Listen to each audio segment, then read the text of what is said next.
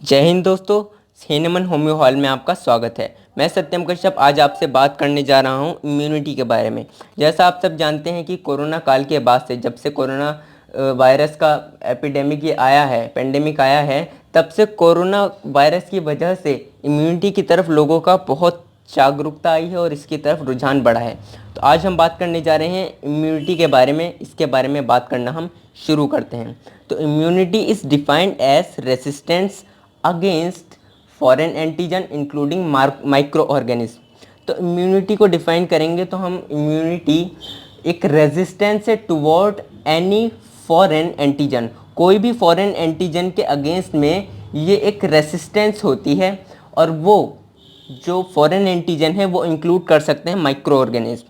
उनमें micro organism भी हो सकते हैं, और जो इम्यूनिटी होती है वही प्रोवाइड कराती है, मतलब वही किसी भी इन्फेक्शियस डिजीज़ के अगेंस्ट में हमारी बॉडी को लड़ने में मदद करती है। तो अब इसके टाइप जानते हैं हम। तो ये दो टाइप की होती है। सबसे पहले आता है इसमें इन्नेट इन्नेट इम्यूनिटी, और नंबर सेकंड पे आता है एक्वायर्ड इम्यूनिटी।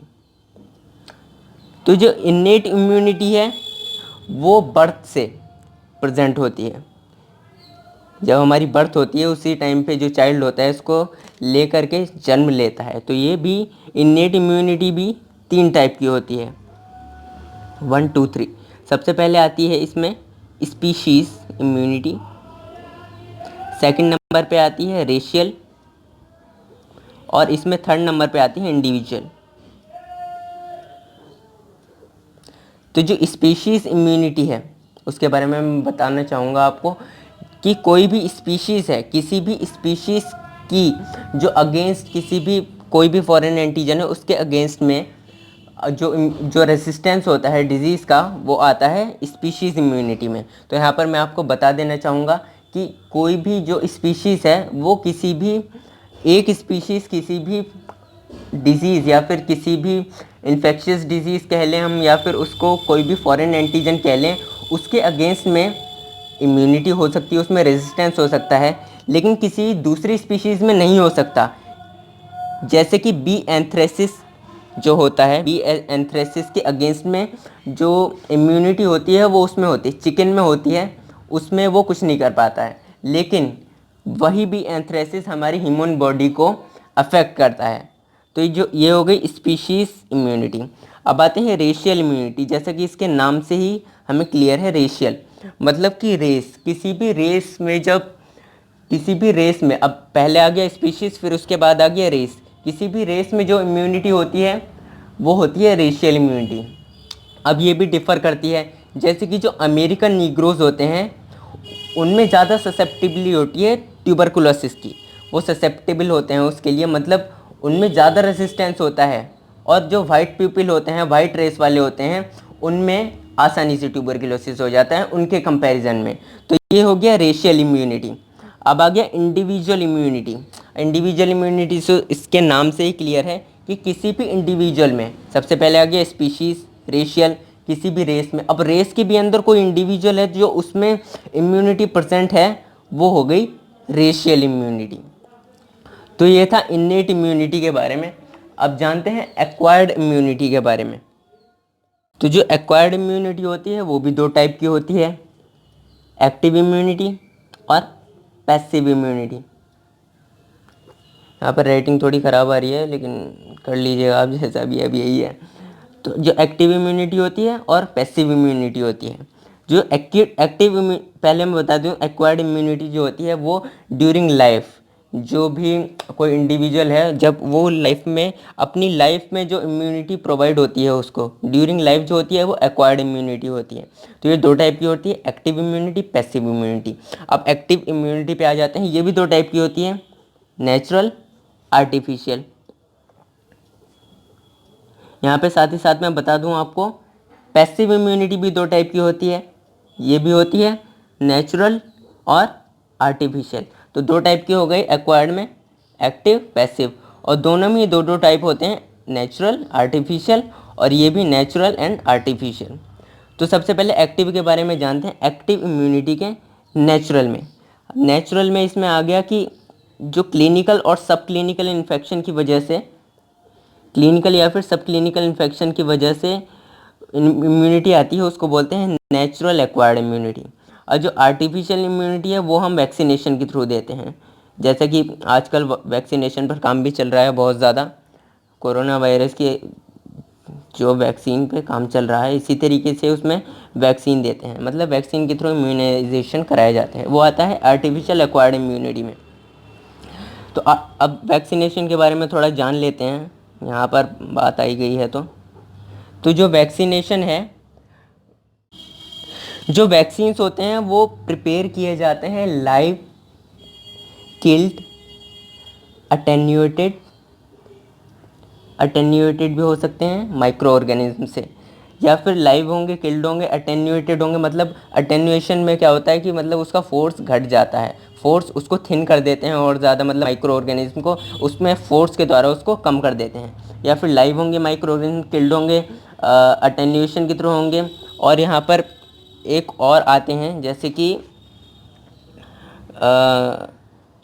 इसमें टॉक्सॉइड्स के नाम से,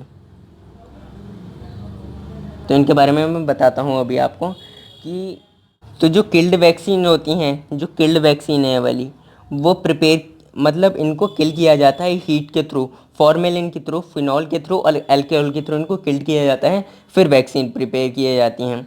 टॉक्सॉइड्स के थ्रू किया जाता है, जो बैक्टीरियल एक्सोटॉक्सिन्स होते हैं, जो टॉक्सॉइड्स हैं, इनसे भी वैक्सीन प्रिपेयर किए जाते हैं। तो जो टॉक्सॉइड्स हैं वो एक एक्सोटॉक्सिन्स होते हैं, बैक्टीरियल एक्सोटॉक्सिन्स, मतलब जो टॉक्सिन प्रोड्यूस कर रहे हैं बैक्टीरिया, वो उससे प्रिपेयर किए जाते हैं और उनको इनएक्टिवेट किया जाता है। तो जो बैक्टीरियल एक्सोटॉक्सिन है उनको इनएक्टिवेट करके बनाई जाती हैं। ठीक, अब एग्जांपल देख लेते हैं। जो लाइव वैक्सीन है, मतलब कि लाइव वैक्सीन से जो बनाई जाती हैं उसमें आते हैं बीसीजी का, जैसे बीसीजी ट्यूबरकुलोसिस के लिए बनाई जाती हैं, वो आते हैं इसमें। और साथ ही साथ आप जानते हैं किल्ड वैक्सीन का एग्जाम्पल होता है हेपेटाइटिस बी वैक्सीन। और टॉक्सॉइड का एग्जाम्पल देखें तो टिटनेस टॉक्सॉइड और डिफ्थीरिया टॉक्सॉइड, ये हो गए टॉक्सॉइड और वैक्सीन के बारे में। अब जानते हैं पैसिव इम्यूनिटी के बारे में। पैसिव इम्यूनिटी दोनों की दो टाइप थे, एक्टिव नहीं, नेचुरल एंड आर्टिफिशियल। यहाँ पर थोड़ी राइटिंग खराब हो रही है क्योंकि, तो जो नेचुरल है वो मदर से फीटस में जाती है, जो नेचुरल वाली है वो मदर से फीटस में जाती है, मिल्क के थ्रू जाती है और प्रोटेक्शन प्रोवाइड कराती है उसको फंक्शंस के लिए। और जो आर्टिफिशियल है वो पेरेंटल एडमिनिस्ट्रेशन होता है, उसका एंटीबॉडीज़ का पेरेंटल एडमिनिस्ट्रेशन होता है। आर्टिफिशियली पैसिव इम्यूनिटी जो हाइपर इम्यून सीरा होता है एनिमल का, उसको चाइल्ड में उसको दिया जाता है, हाइपर इम्यून सीरा को, जिससे उसमें इम्यूनिटी प्रोवाइड कराई जाती है। यहाँ पर एक इम्यूनिटी और है जो मिससेलेनियस के नाम से है। अब इसमें भी दो टाइप की होती हैं, कंबाइन और साथ ही साथ हर्ट्स इम्यूनिटी। अब जो कंबाइन इम्यूनिटी है वो एक्टिव और पैसिव, पहले साइमल्टेनियसली, मतलब इसमें एक्टिव इम्यूनाइजेशन होता है फिर पैसिव इम्यूनाइजेशन होता है, तो हम उसको बोलते हैं मिसलेनियस में कंबाइन इम्यूनिटी। और जो हर्ट्स इम्यूनिटी है, हर्ट्स इम्यूनिटी होती है किसी स्पेसिफिक कम्युनिटी में जो इम्यूनिटी होती है, किसी भी कम्युनिटी में जो इम्यूनिटी होती है उसको बोलते हैं हर्ट्स इम्यूनिटी। तो जो हर्ट्स इम्यूनिटी है वो आजकल किसी भी कम्युनिटी में होती है। जब हर्ट्स इम्यूनिटी कम हो जाती है तो कोई भी एपिडेमिक के बढ़ने की चांसेस बहुत ज़्यादा बढ़ जाते हैं, जब हर्ट्स इम्यूनिटी कम हो जाती है। जैसा कि आजकल देख रहे हैं यही हर्ट्स इम्यूनिटी है वो, क्योंकि किसी भी कम्युनिटी में जब इम्यूनिटी कम है तो इस वजह से कोरोना वायरस चल रहा है, और उसी वजह से हर्ट्स इम्यूनिटी कम है और कोरोना वायरस बढ़ गया है, तो इसके चांसेस बहुत ज़्यादा हैं इस टाइम। अगर हर्ट्स इम्यूनिटी मजबूत होगी तो कोई भी कम्युनिटी में कोई भी डिज़ीज़ होने के चांसेस बहुत ही कम होंगे। तो ये था इम्यूनिटी के बारे में। आप हमारे चैनल को सब्सक्राइब ज़रूर कीजिए। अगर आप हमारे चैनल पर नए हैं, वीडियो पसंद आई है तो लाइक कीजिए। जल्द मिलते हैं अगली एक नई वीडियो में। Have a nice day.